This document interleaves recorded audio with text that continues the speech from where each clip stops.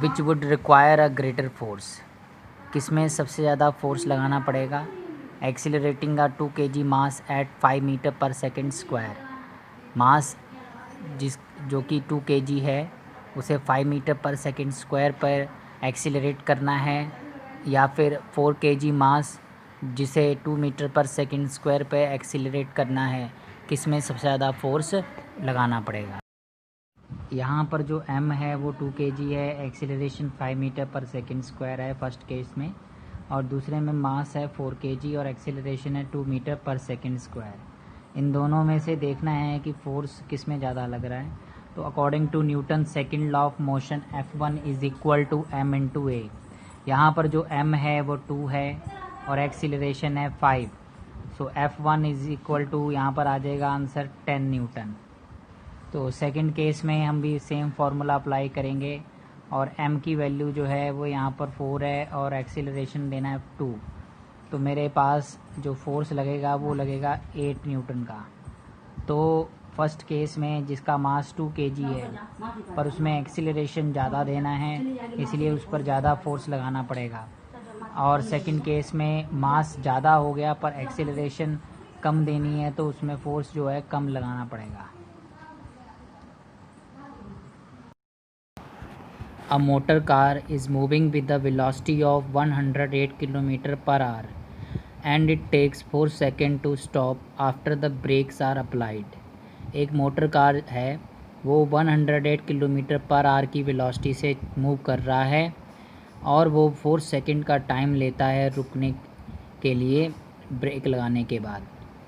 तो हमने क्या फाइंड करना है। Calculate the force exerted by the brakes on the motor car if its mass along with passenger is 1000 kg। तो हमने इसमें फोर्स फाइंड करना है कि कितना फोर्स जो है मोटर कार के ऊपर लग रहा है जिसका मास पैसेंजर के साथ 1000 kg है। तो यहाँ पर जो मोटर कार की इनिशियल वेलोसिटी है वो दे रखी है 108 किलोमीटर पर आवर। इसको हम मीटर पर सेकंड में चेंज करेंगे। 1 किलोमीटर में 1000 मीटर होते हैं और 1 आवर में 60 × 60 सेकेंड। तो उसको सॉल्व करके जो मेरे पास आंसर आएगा वो आएगा 30 metre per second. Next time दे रखा है 4 सेकेंड का। 4 सेकेंड के बाद जो मोटर कार है वो रुक जाती है, तो यानी कि फाइनल वेलोसिटी जो है वो है 0। मास दे रखा है मोटर कार का विद द पैसेंजर 1000 kg। हमने फोर्स फाइंड करना है। फोर्स फाइंड करने के लिए हम फॉर्मूला अप्लाई करेंगे F is equal to m into a. इसमें मास गिवन है, एक्सीलरेशन गिवन नहीं है। तो एक्सीलरेशन का जो फॉर्मूला होता है वो होता है change in velocity with respect to time, v minus u by t. v की वैल्यू जो यहाँ पर दे रखी है वो है 0 और u की वैल्यू दे रखी है u की वैल्यू दे रखी है 30। तो 0 माइनस 30 बाय 4 टाइम 4 सेकेंड है। फिल करके हमारे पास जो आ गया a इज इक्वल टू -30/4। इसको हमने सिंपलेस्ट फॉर्म में कन्वर्ट किया, वो आएगा -15/2 मीटर पर सेकेंड स्क्वायर। अब जो ये एक्सीलरेशन की वैल्यू आई है और मास की वैल्यू हमने इस फॉर्मूले में पुट कर दिया। m की वैल्यू 1000 और एक्सीलरेशन -15/2, तो ये कैंसिल हो गया, 500 आ गया इसका, और 15 को 500 से मल्टीप्लाई किया, मेरे पास आंसर आ गया 7500 न्यूटन। और यहाँ पर ये जो नेगेटिव साइन इंडिकेट कर रहा है कि ये जो फोर्स है वो ऑब्जेक्ट के मोटर कार के मोशन के ऑपोजिट डायरेक्शन में लग रहा है, जिसके कारण जो मोटर कार है उसकी वेलोसिटी जो है वो 0 हो रही है। A force of 5 Newton gives a mass m1, an acceleration of 10 meter per second square, and a mass m2, an acceleration of 20 meter per second square। एक फोर्स है जो कि 5 न्यूटन का है, वो किसी मास जो m1 पर लग रहा है तो उसमें एक्सीलरेशन जो है वो 10 मीटर पर सेकेंड स्क्वायर आ रही है, और एक मास m2 है उस पर अगर लग रहा है तो acceleration 20 metre per second square उसमें आ रही है। What acceleration would it give if both the masses were tied together. अगर दोनों जो मास हैं हम इकट्ठे बांध दें तो उस पर सेम फोर्स लगाने पर कितना एक्सीलरेशन आएगा, ये हम फाइंड करेंगे। इस समय जो फोर्स है वो 5 न्यूटन ही रहेगा।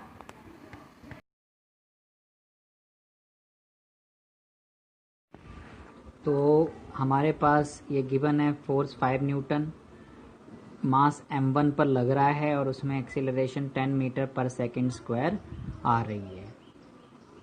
और सेकंड मास m2 है, उस पर सेम फोर्स लगाने पर उसमें जो एक्सीलरेशन है वो 20 मीटर पर सेकंड स्क्वायर आ रही है। पर हमने फाइंड करना है टोटल एक्सीलरेशन कब, जब हमने दोनों को इकट्ठा कर दिया। तो सबसे पहले तो हमें उसका जो मास है m1 का वो फाइंड करना पड़ेगा, दोनों का m2 का। तो हमारे पास according to Newton second law of motion F is equal to m1 a1, ये फॉर्मूला हम अप्लाई करेंगे। F की जो वैल्यू है वो 5 है, m1 we have to calculate, a1 is 10। So ये हम यहाँ पर इक्वेशन बन जाएगी 5/10, 5 1 ज़ा 5, 5 2 ज़ा 10, 1/2 m1। तो यानी कि ये जो आंसर आएगा 0.5 kg। तो जो मेरे पास मास आ रहा है वो आ रहा है m1 is equal to 0.5 kg। Next second case के लिए सेम फार्मूला अप्लाई करेंगे, F is equal to m2a2। F क्या है यहाँ पे 5 है, m2 we have to calculate, acceleration है 20। So 5/20 is equal to m2। इसको देखो हमने सॉल्व किया है, तो ये मेरे पास आ गया 1/4 इज इक्वल टू m2। इसको डेसिमल में चेंज करेंगे तो ये आएगा 0.25 kg, that is equal to m2। अब मेरे पास m1 और m2 दोनों आ चुके हैं, तो इन दोनों को टाई अप किया तो ये बन गया 0.5 प्लस 0.25। इनका जो सम करेंगे वो आएगा 0.5 0.25 5 0.75। तो मेरे पास जो टोटल आ गया है वो आया है 0.75 kg। अब हमने टोटल एक्सीलरेशन फाइंड करनी है कि अगर हम सेम फोर्स अप्लाई करते हैं 5 न्यूटन का तो टोटल एक्सीलरेशन क्या आएगी। तो वही सेम फार्मूला अप्लाई करेंगे, F is equal to m1 plus m2, क्योंकि हमने दोनों को इकट्ठा कर लिया है, इंटू a। तो फोर्स आपको यहाँ पर जो गिवन है वो 5 है, m1 m2 जो है वो 0.75 है, एक्सीलरेशन हमने फाइंड करना है। तो ये बन जाएगा 5/0.75 is equal to a, point हटाया ऊपर क्या आएगा 100, और ये हो जाएगा 5 1 ज़ा 5, 100 इधर आ गया और ये आ जाएगा 15। इसको आगे फर्दर सॉल्व करेंगे, 5 3 ज़ा 15, 5 2 ज़ा 10, 20/3 मीटर पर सेकेंड स्क्वायर, ये हमारे पास आंसर आया है। इसको डेसिमल में चेंज करेंगे वो आएगा 6.66, ये आता जाएगा मीटर पर सेकेंड स्क्वायर। और इसको हम 2 डिजिट डेसिमल के बाद 2 प्लेस डिजिट तक इसको लिखेंगे तो वो बनेगा 6.67 metre per second square is equal to acceleration. The velocity time graph of a ball of mass 20 gram moving along a straight line on a long table is given in figure। तो यहाँ पर आपको velocity time दे रखा है एक ball का जिसका मास 20 ग्राम है और वो एक स्ट्रेट लाइन पर मूव कर रही है। ग्राफ से हमें पता चल रहा है कि जब हमने स्टार्टिंग पॉइंट लिया था उस समय जो बॉल की वेलोसिटी थी वो 20 पर सेकेंड थी, और आफ्टर 10 सेकेंड इट बिकम्स 0। तो अब हमने इसमें फाइंड करना है फोर्स, जो कि बॉल को रेस्ट पर लाने के लिए लगाया गया था। इस केस में हमें मास जो दे रखा है वो 20 ग्राम दे रखा है, इसको हम SI यूनिट में चेंज करेंगे। तो किलोग्राम में बदलने के लिए हम इसको डिवाइड करेंगे 1000 से, क्योंकि हमें पता है मास की जो SI यूनिट होती है वो किलोग्राम होती है। तो ये 0 से 0 कैंसिल हो गया, मेरे पास जो आ गया 0.02 kg जो है वो मास आ चुका है। नेक्स्ट इज़ 20 सेंटीमीटर पर सेकेंड। तो इसको मीटर पर सेकेंड में बदलने के लिए हमें पता है कि 1 सेंटीमीटर इज इक्वल टू होता है 1/100 मीटर। तो मैं 20 को डिवाइड करूँगा 100 से, तो ये क्या हो जाएगा, मीटर में कन्वर्ट हो जाएगा, और ये पर सेकंड में तो था ही, तो 0 से 0 ये कैंसिल हो गया, मेरे पास आ गया 0.2 मीटर पर सेकंड।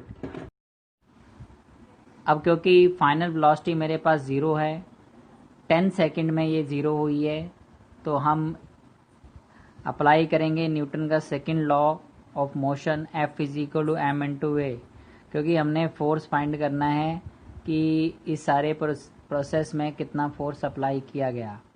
तो F is equal to m की जो वैल्यू है वो आपके पास है 0.02, पर acceleration is not given, so acceleration का फाइंड करने का फॉर्मूला है A is equal to v minus u upon t. यहाँ पे जो v दे रखा है वो 0 है, और जो u दे रखा है वो 0.2 है, और जो टाइम दे रखा है वो 10 दे रखा है। तो मेरे पास आएगा -0.2 डिवाइड बाय 10, ये आ गया -0.02 metre per second square. Negative sign indicates that it is a retardation. Retardation means to say जब आपकी जो ऑब्जेक्ट की वेलोसिटी है वो चेंज हो रही होती है बट इन डिक्रीजिंग ऑर्डर, उसे रिटार्डेशन कहा जाता है। तो एक्सीलरेशन का आपके पास जो है वैल्यू आ चुकी है, put this value in the formula 0.02 into minus of 0.02। तो इसको मैं सॉल्व करूँगा तो मेरे पास आ जाएगा 2 टू ज़ 4। अब कितने डिजिट पर पॉइंट लगाना है, 1 2 3 4, तो 1 हो गया, 2 3 4, तो मेरे पास आ गया 0.0004 न्यूटन। माइनस में negative sign indicates that it is applying in the direction opposite to the direction of motion of the object।